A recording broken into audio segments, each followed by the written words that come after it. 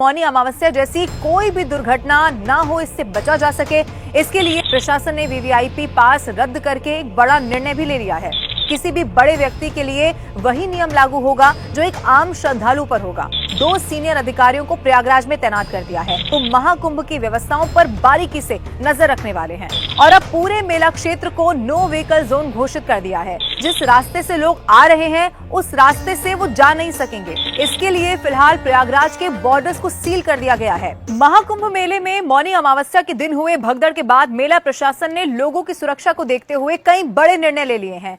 और इसकी घटना के बाद खुद सीएम योगी आदित्यनाथ पूरी व्यवस्था की मॉनिटरिंग कर रहे हैं। इसके साथ ही एक एक गतिविधि पर नजर भी वो रख रहे हैं। हादसे के बाद सीएम योगी आदित्यनाथ ने वरिष्ठ प्रशासनिक और पुलिस अधिकारियों के साथ बैठक की है, जिसमें कई निर्देश उनकी तरफ से जारी किए गए। और अब पूरे मेला क्षेत्र को नो व्हीकल जोन घोषित कर दिया है।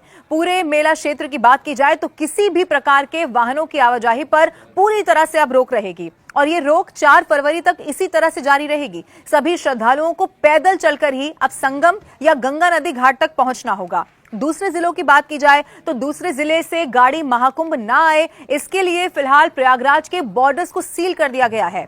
प्रयागराज की ओर जाने वाली सभी सड़कों पर लगभग 100 किलोमीटर पहले से ही बैरियर लगा दिए गए हैं। अब आपको बताएं, लखनऊ प्रयागराज नेशनल हाईवे समेत कई प्रमुख रास्ते ऐसे हैं जिनके सीमावर्ती जिलों में ही पूरी तरह से बंद कर दिया गया है। और इसके साथ ही पुलिस के जवान भी वहां तैनात हो चुके हैं। हालांकि बाइक, एम्बुलेंस, नगर निगम और फायर ब्रिगेड की जो गाड़ियां हैं वो चलती रहेंगी।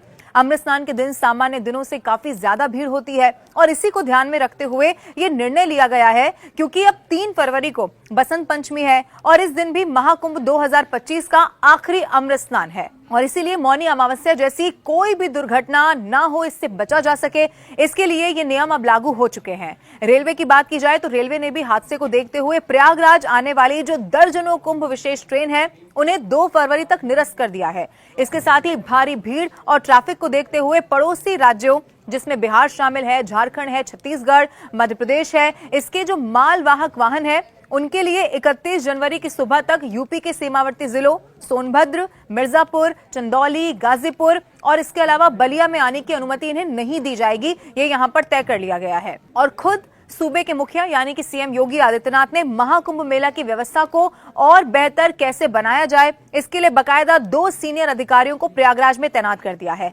2019 के कुंभ मेला के दौरान मंडलायुक्त रहे आशीष गोयल और एडीए के वीसी रहे भानु गोस्वामी को शहर में पोस्टिंग उनकी कर दी गई है।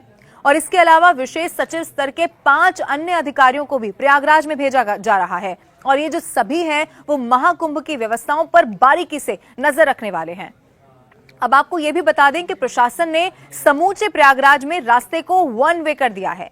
इसका मतलब ये हुआ कि जिस रास्ते से लोग आ रहे हैं उस रास्ते से वो जा नहीं सकेंगे और जाने के लिए फिर उसे उन्हें जो रास्ता होगा किसी दूसरे रास्ते का इस्तेमाल करना होगा और इससे एक रास्ते पर भीड़ होने से बचा जा सकेगा।